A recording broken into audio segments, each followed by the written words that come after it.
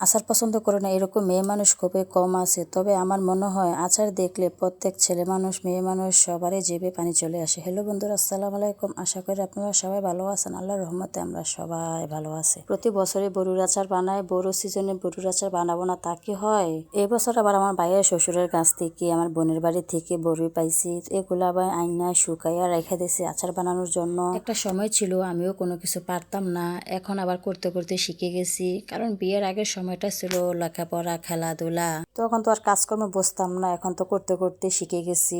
আজকে সকাল সকাল আচার বানানোর লেগে আইলেছি, কারণ দিনের বেলা এত পরিমাণে রোদ থাকে যে রোদের মেয়েদে আইসা চুলের মেয়েদে রান্না করা অনেক কষ্ট হয়ে যায়। তো সকালে যে কোনো কাজ করে রাখে সবচেয়ে ভালো, এত গরম লাগে না, ঠান্ডা ঠান্ডা করে নেওয়া যায়।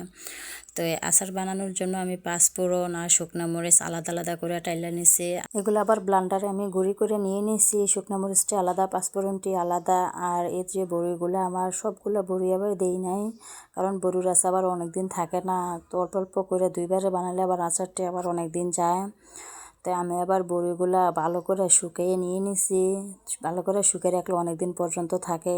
আচার বানানোর আগে সবচাইতে জরুরি হয়েছে আচারের মশলাটা। আচারের মশলাটা যদি সব উপকরণ দিয়ে ভালো করে মশলাটা বানানো হয়, আচারটা কিন্তু খেতে অনেক বেশি ভালো লাগে। আর আচার জাল জাল হবে না তা কী করে হয়? আমি আবার সবসময় জাল জাল করে বড়ির আচার বানিয়ে নেই। তো আমরা এই সিজনে আবার প্রত্যেকেই সবাই ঘরে ঘরে বড়ি শুকিয়ে রেখে দেয় আচার বানানোর জন্য। এখন বড়ির সিজন, সবার ঘরে ঘরে কিন্তু আচার আমরা সবাই একসাথে বানাই। সবার ঘরে আচারের গ্রানে পুরো বাড়ি মানে ভরপুর হয়, এত একটা ভালো লাগে। সবাই কিন্তু অনেক একসাথে বসে মিলেমিশে খাই, অনেক ভালো লাগে আমাদের। যাই হোক, আমার মশলা বানানো হয়ে গেছে, বড়িগুলো দেওয়া হয়ে গেছে। এখন আমি চুলে আগুন জ্বালাইয়া নিয়ে বড়িগুলো ভালো করে সিদ্ধ করে নেয়াম। বড়ি দিয়ে দিছি, এর মধ্যে পরিমাণ মতো পানিটাও দিয়ে দিছি। পানিটা আবার বেশি পরিমাণে দিই না, বড়ির পরিমাণে দিছি, যেহেতু আমি বড়িগুলা ভিজিয়ে রাখি নাই, এই কারণে পানিটা একটু বেশি করে দিছি। আর একটু সিদ্ধটা একটু বেশি করে নিয়ে নেবো। তা আমার বড়িগুলো সিদ্ধ হয়ে গেছে, ভালোই সিদ্ধ হয়েছে। রুটি আবার বড় বড় পাকা ছিল, এই কারণে বড়িগুলো আবার আগে থেকে ভিজিয়ে রাখা লাগে না। যখন তখন ভিজাইয়া এখন যেহেতু বাদ দিয়ে নিয়েছি, দেখেন অনেক সুন্দর সিদ্ধ হয়েছে, বড়িগুলো অনেক সুন্দর হয়েছে।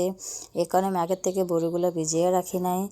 বড়িগুলো আমার সিদ্ধ করা হয়ে গেছে। এখন আমি একটা কড়াইয়ে বড়িগুলো দিয়ে দিছি।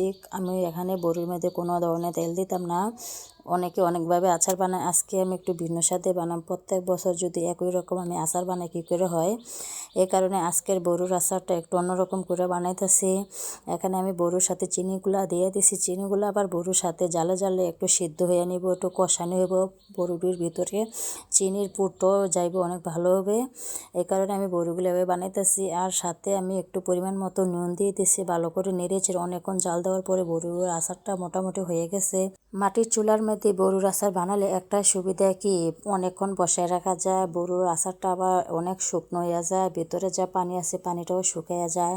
পানিটা শুকাইছে, মোটামুটি অনেক কষানো হয়েছে। আমার বড়ির আচারগুলো একদম শুকনো হয়ে গেছে, মাখা মাখা হয়েছে। তখন এর মাঝে আমি পাঁচফোড়ন আর শুকনো মরিচের গুঁড়াগুলো একসাথে দিয়ে দিছি।